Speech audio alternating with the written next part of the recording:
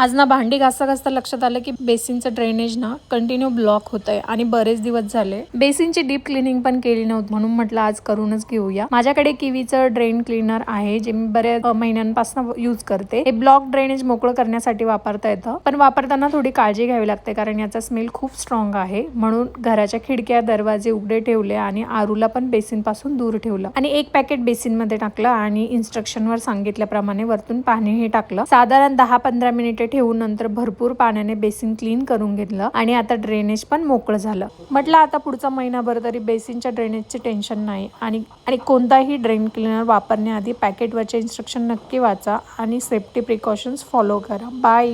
आज ना भांडी घासता घासता लक्षात आलं की बेसिनचं ड्रेनेज ना कंटिन्यू ब्लॉक होतंय आणि बरेच दिवस झाले बेसिनची डीप क्लिनिंग पण केली नव्हती, म्हणून म्हटलं आज करूनच घेऊया. माझ्याकडे किवीचं ड्रेन क्लीनर आहे जे मी बऱ्याच महिन्यांपासून यूज करते. हे ब्लॉक ड्रेनेज मोकळं करण्यासाठी वापरता येतं, पण वापरताना थोडी काळजी घ्यावी लागते कारण याचा स्मेल खूप स्ट्रॉंग आहे. म्हणून घराच्या खिडक्या दरवाजे उघडे ठेवले आणि आरूला पण बेसिन पासून दूर ठेवलं आणि एक पॅकेट बेसिन मध्ये टाकलं आणि इन्स्ट्रक्शन वर सांगितल्याप्रमाणे वरतून पाणी हे टाकलं. साधारण 10-15 मिनिटे ठेवून नंतर भरपूर पाण्याने बेसिन क्लीन करून घेतलं आणि आता ड्रेनेज पण मोकळं झालं. म्हटलं आता पुढचा महिनाभर तरी बेसिनच्या ड्रेनेजचे टेन्शन नाही. आणि कोणताही ड्रेन क्लीनर वापरण्याआधी पॅकेटवरचे इन्स्ट्रक्शन नक्की वाचा आणि सेफ्टी प्रिकॉशन्स फॉलो करा. बाय.